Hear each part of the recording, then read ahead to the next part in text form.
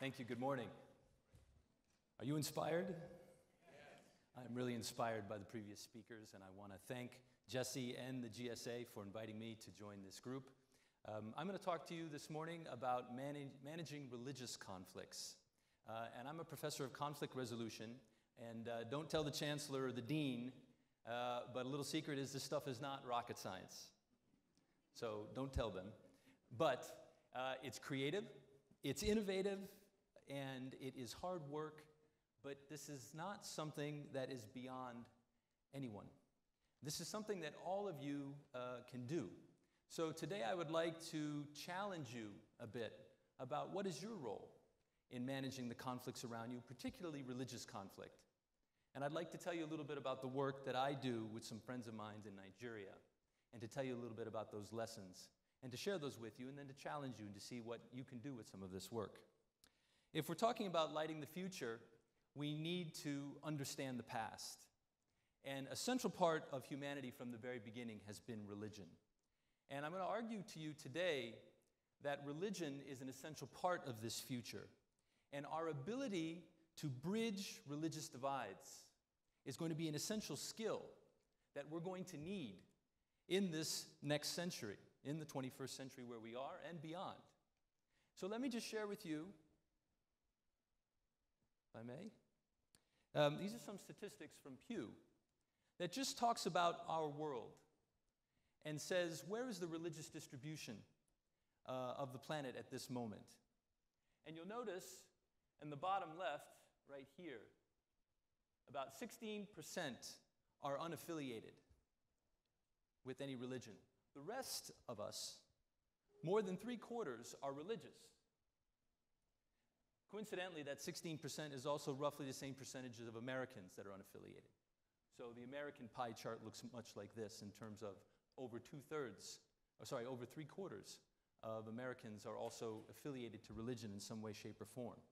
Now you notice in particular here on the right-hand side, more than half of us on the planet are Christians and Muslims. So in the coming decades, I think the relationship between Islam and Christianity is going to be tremendously important around the world. And so efforts to bridge the Muslim-Christian divide are going to be a central need and concern for peace building around the world and right here at home.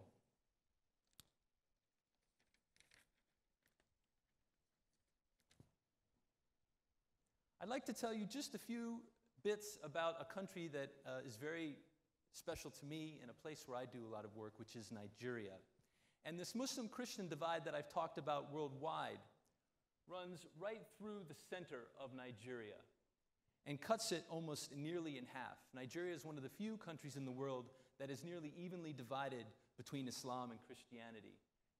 North of this rough divide here is a Muslim-majority part of the country, and south of this divide is the Christian majority portion of the country. Right here, almost right in the middle, where that line goes through, is a river that divides a city called Kaduna. And Kaduna is itself a microcosm of Nigeria in this way, in that it's 50% Muslim and 50% Christian. And I would like to introduce you to some friends of mine that are working right there on this divide between Islam and Christianity. And let me just tell you a little bit about their story. Imam Muhammad Ashafa, here on the left, and Pastor James Wuye, here on the right, in the early 1990s were radical preachers.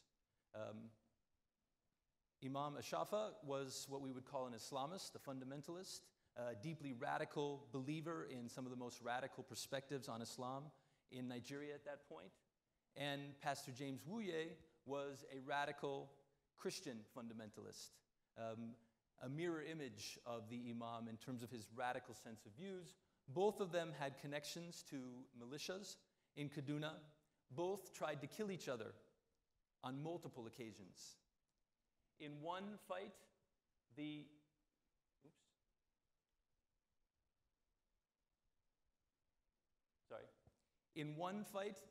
Imam lost a brother and his spiritual mentor. In another fight, the pastor lost his arm to a machete blow. Two men who have a lot of anger toward each other In the mid-1990s, they reconciled. They found each other, and they formed a peace organization called the Interfaith Mediation Center. Central to what they do is to bring together imams and pastors and members of the two communities to talk to each other and to get to know each other better. We at UMass Boston are privileged to be working with them to try to help expand their activities and to learn from what they do. And I'd like to share with you today a few things I've learned from them, both from them directly and also from working with them and observing what they do and trying to help them expand their activities and to try to have deeper impact. Because I'm hoping that you're going to think about this and say, by the end, what can I do with this? How can I use these skills?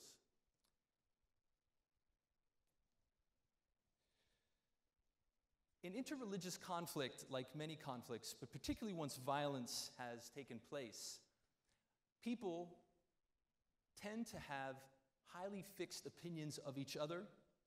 It's full of stereotypes of one another, and they have deep grievances.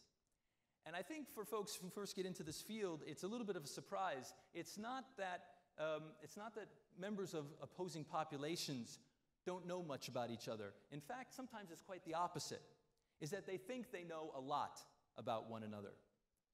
And oftentimes they're wrong about that, but they have very hard and very fixed opinions. And so conflict resolution has to try to get people to take another look.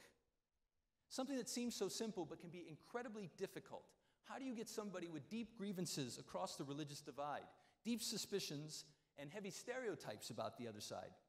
I know you. I know what you think, and I know where you come from, and I know what you want to do to me, is the common perspective. How do you get people from that place to a moment where they're willing to take another look and to have an experience of someone else that they normally would want to stay away from, or even worse, express some sort of anger or violence towards?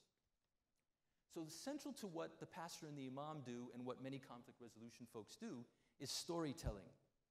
They tell their story. And this is a really powerful aspect of their approach, is they tell the story I just told you about how they tried to kill each other, how they tried to destroy each other's communities, and how they were able to find each other. And this powerful story is tremendously moving.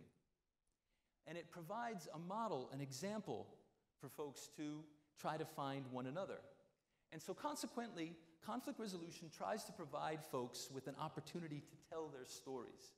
And if you want to do this, you need to find a way to bring people together and to tell their stories. And so you want to start it off with some storytelling as well. Maybe telling your story, maybe having someone else tell their story. And I want to say a little bit more about that in a second.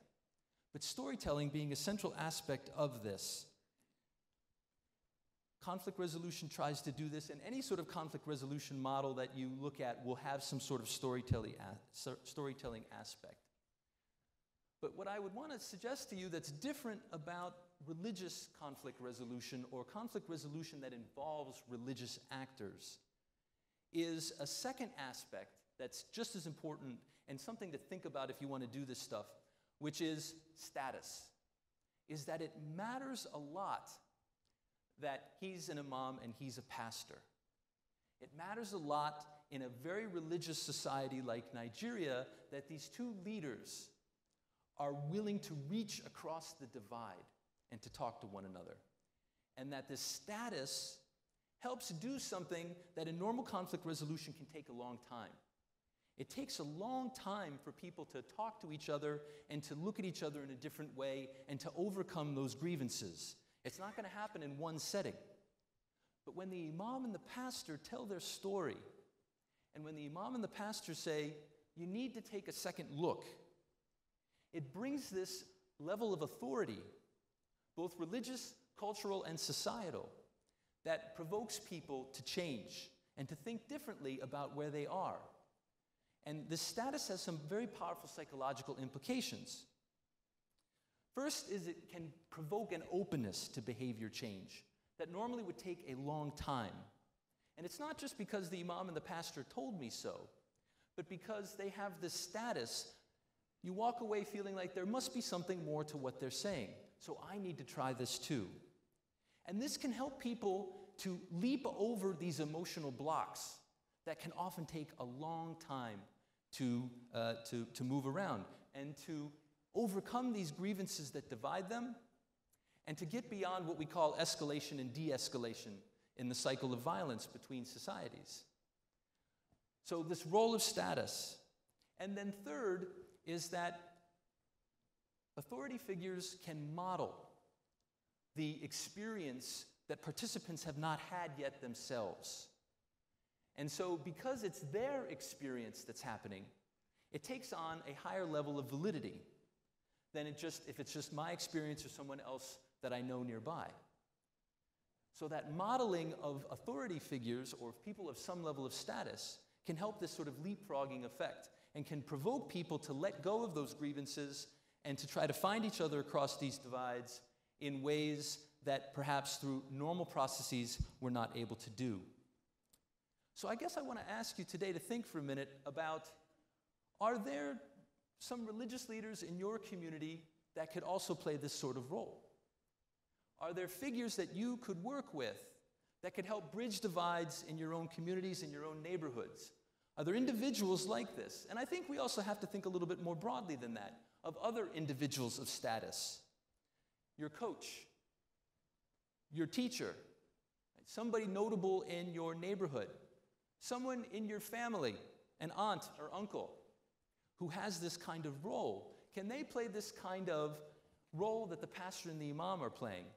I think with Nelson Mandela having passed away just in the last few months, we tend to sort of turn to figures like that and say, oh, it takes a Mandela to bridge these sorts of divides. But I'm here to tell you that Pastor James and Imam Ashafa, although I think they are just as great in many ways, they don't have that sort of global recognition yet, are very local people. And local Mandelas are all around us and are individuals that we could work with and can connect with. So think about that.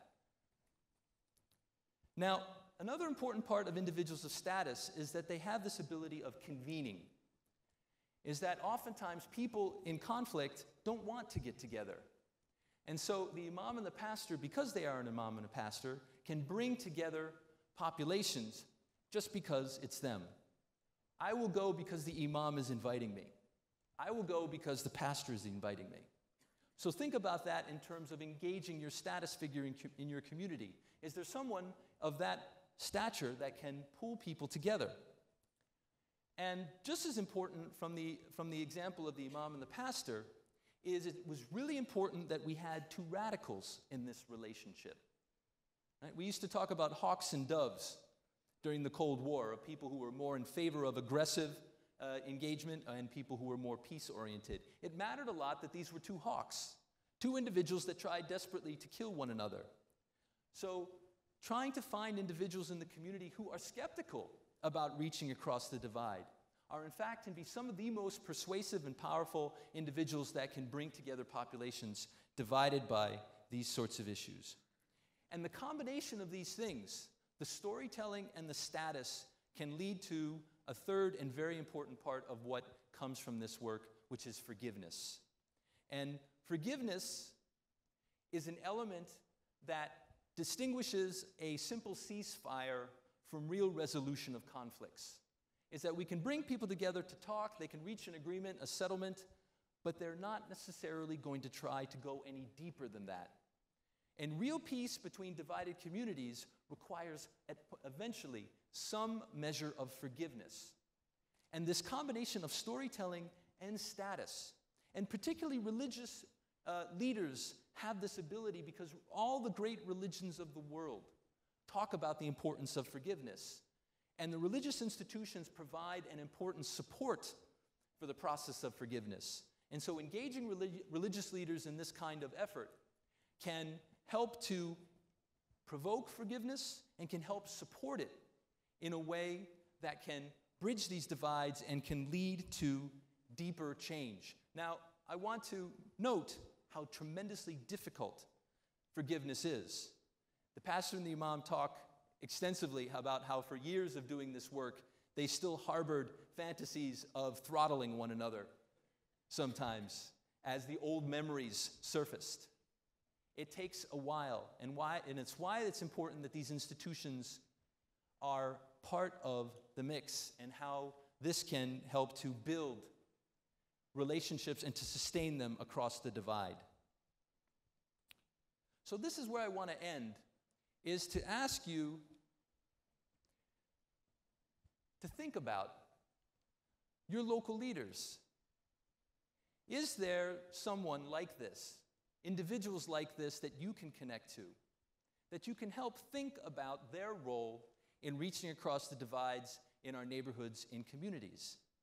Is there a local pastor and an imam that you can connect to and you can help to bring these communities together? If not a pastor and the imam, who is your local Mandela? Who is your individual that is doing this sort of work or has that sort of status that could reach across the divide? Can you connect to your local Mandela? And eventually, can you be your local Mandela? Thank you very much. I'm grateful.